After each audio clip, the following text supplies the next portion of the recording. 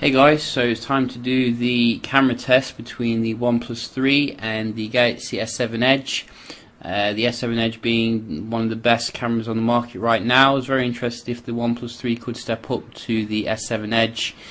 We are getting the IMX298 in the OnePlus 3 versus the either ISOCELL or IMX260 in the S7 Edge. So we did do some macro shots first, and you can have a look at the results here between the two, and we're doing the widescreen mode as well. I have to say, the OnePlus 2 did disappoint me a little bit in terms of the camera, but this seems to be a massive step up here in terms of the quality from what I'm seeing from these shots. You can see a lot of detail and a lot of like bokeh as well in the background. And also you'll see the HDR shot is also very bright and detailed, has good dynamic range. And is it as good as the S7 Edge? I'd say about 90% of the time it is as good. As you can see here, the colours, etc., they're all very nice and pleasing on the eye. I think 99% of consumers would be happy with the results here. So that is what I was wanting to see. Now we can also move on to the lower light or indoors light, and this is where I think the S7 Edge may leverage slightly better performance because of the 1.7 aperture. But pleasantly enough, you can see even in the indoors area the OnePlus 3 is still very strong. It's like in terms of lower lit like environments here. And very difficult to see a difference when it comes to indoor shots, which is where most shots will be taken, I'm guessing, from people who use phones really. So that is also another bow to its arrow. So you can see nice blur there in the background, and then eventually we move on to the night shooting, which this is where I think the S7 Edge will justify its massive price tag, and you'll see a bigger difference here. Generally I did see a little bit more blur when it came to the shots here in the very nighttime environment compared to the S7 Edge, but as I said, that was expected because of the lower aperture. I hope that for the OnePlus 4 we do get like a lower aperture, and then it would help with the low light shooting, because optical image stabilization can only go so far really to help with this environment. But nevertheless, they're still very good and usable, and you can see here, most people won't be complaining, I don't think, particularly given the price. The selfie shots are about comparable as well. Maybe the S7 Edge a little bit brighter, but I think most people will struggle to see a difference there. We can also have a look at the video recording. We did see if we can see any differences here. So this is like 4K video recording you can do on the OnePlus 3, and it does have electronic and optical image stabilization.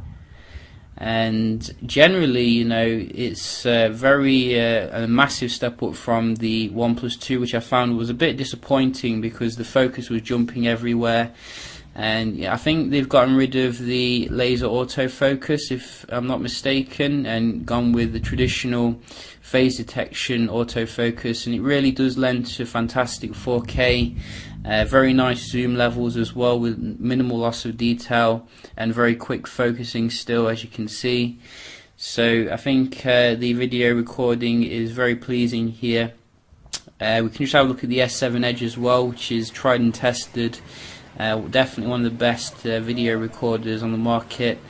And also with the S7 Edge you do get a lot of software features that you can improve, like the video recording, kind of like the LG handsets, which are a bit missing from the OnePlus 3. I will talk about that a little bit in a bit. But you can see the zoom is absolutely amazing on the S7 Edge. Probably a little bit better than the OnePlus 3 if we're going to be nitpicking, but as I said, it's very comparable here. Focusing is very good as well. So not a massive difference, definitely not to justify the price if you ask me. I'm very impressed with the video.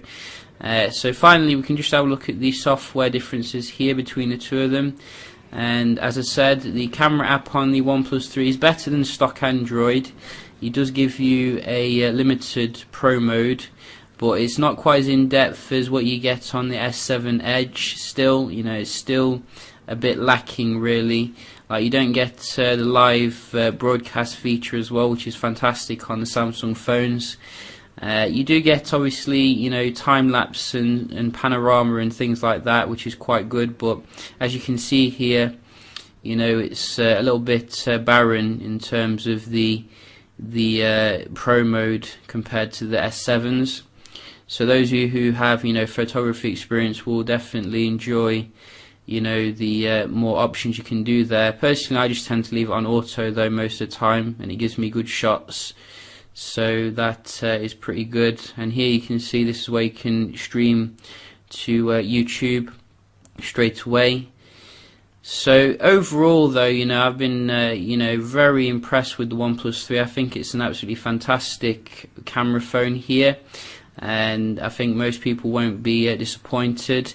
For the raw features, maybe the S7 Edge does pip it in terms of software as well as the low light capability, but you know, €400, I'm not complaining.